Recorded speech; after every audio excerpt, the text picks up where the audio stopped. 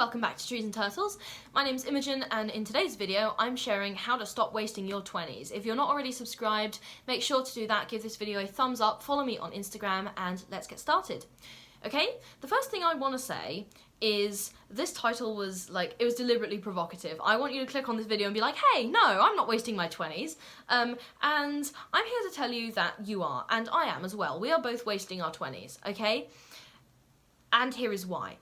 Because the 20s, or the decade that is your 20s, is often a sort of very uncertain experience, and you're finding yourself, and a lot of the time you're just sort of really uncertain about what you should do. And even if you have a direction, there's a lot of things that you're learning, and you're learning at an incredibly fast rate. Like, if I go back 2 years, there's a lot of things I would have done differently, and I'm learning so much stuff so fast that stuff even I did 6 months ago, I'm now thinking, oh, there's a better way I could have done that, and if only I'd known at the time. But that's the whole point of the learning process, is you've got to keep learning, and you're learning at a very fast rate. With that being said, here are some ways you can stop wasting your 20s, okay? You need to have at least one big goal. I have 10 to 15 big goals right now, but you need to have at least one, okay? Preferably two. You need a major goal and a minor goal. I suppose you could say that my major goal right now is to graduate from university and get myself a good grad job, and my minor goal is to grow my YouTube, okay? But there are lots of other goals that I have alongside that, so take that with a pinch of salt, okay? You need to have an idea of at least 2 viable careers you could do. And when I say viable careers, I don't mean oh, I want to work with data. I mean for example, 2 job titles, okay? So 2 job titles I'm currently pursuing are GIS analyst and flood risk analyst, okay? So get yourself an idea of 2 viable careers you could do, because if you have one and it doesn't work out and you're like, oh, what do I do, you know? Okay, you need a backup. Okay, you should be pursuing multiple streams of income and cultivating side hustles. Financial security is really, really important, and it is never too early to start building it, okay? For example, I've already got a side hustle. I had a job last term, which is, I've always had jobs in summer, but I also had a job alongside my uni work last term, which was crazy. That's a whole different story, but it was very, very good. It enabled me to boost my savings a lot. But the point is, multiple streams of income, really important. I always have 2 or 3 at once.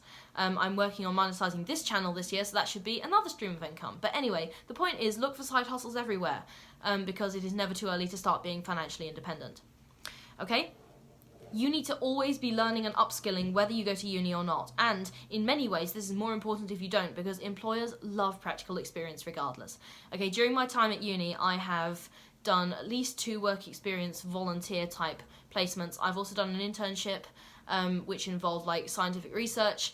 So yeah, I've had at least 3 solid things for my CV, and that's completely ignoring all of the summer jobs I've had. So the point is, you always need to be learning and gaining experience. I love to read books. I've set myself a target this year to read 300 books. So yeah, quite ambitious, but the point is, always be learning and upskilling. I don't care if you want to learn to code, or if you want to, but some kind of skill that you can monetize eventually is a good place to start, or just something that you want to learn. Maintaining a curious mindset is fantastic. It's really key, okay? It will set you apart. Alright, if you think you don't have time, you're wrong, okay? There is always time.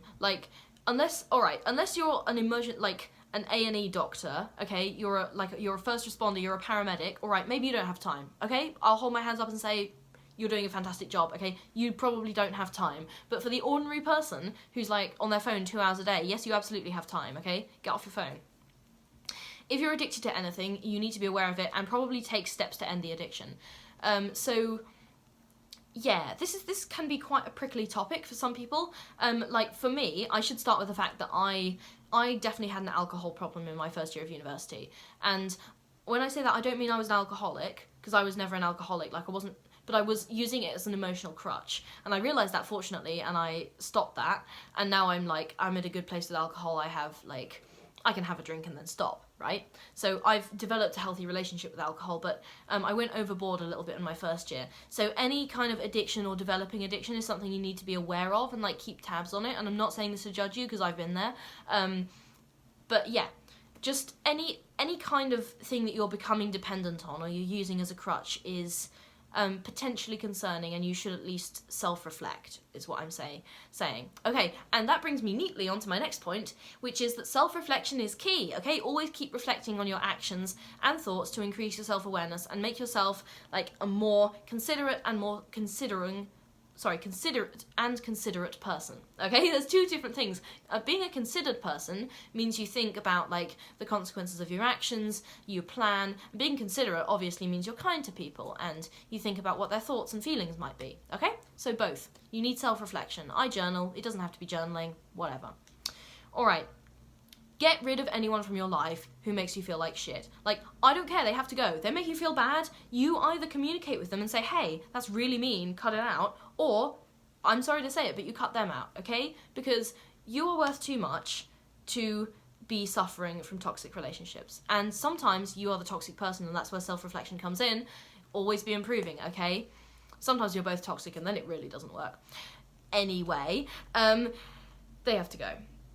Get your financial shit together. This will be harder for some people than others, and I'm not like in any way saying you need to be a millionaire in your 20s. Like, that is unrealistic for the vast like majority of people. However, like developing skills like investing, small amounts are good. Like, you can invest from like £1 with Moneybox, and this is not sponsored at all. I just use them. I've mentioned them in my finances video, whatever. But the point is, you can create budget sheets and like measure what you spend and when. These are all important parts of adulting. You're just monitoring your sort of financial life and you're bringing yourself knowledge, and that's really, really helpful.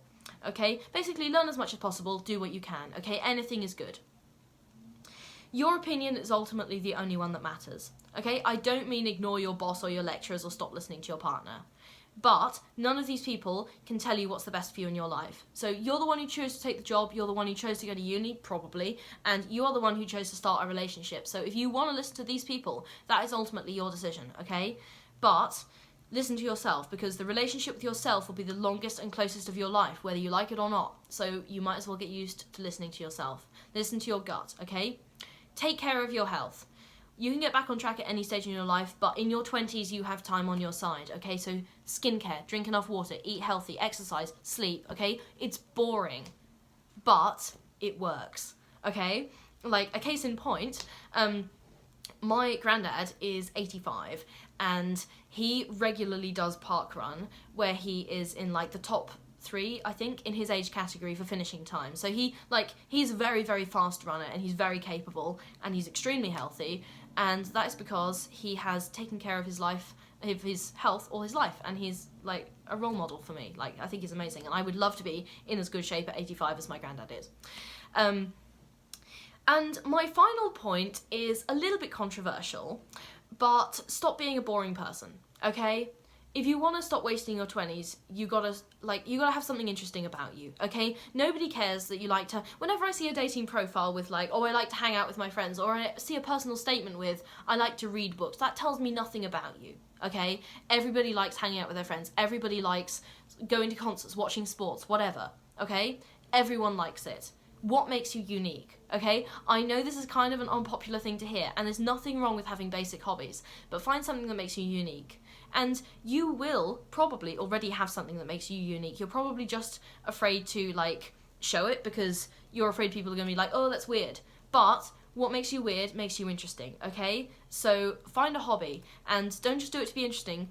Find actually what you already like, because I promise what you already like is interesting, okay? But you shouldn't be afraid to be weird. You shouldn't be afraid to be cringe. You shouldn't be afraid to enjoy what you enjoy, and yeah. Show off the hobbies that make you happy, okay? Alright, that's all for this video. If you're not already subscribed, make sure to do that. Give this video a big thumbs up, follow me on Instagram, and that is how to stop wasting your 20s. I'll see you in the next video. Bye!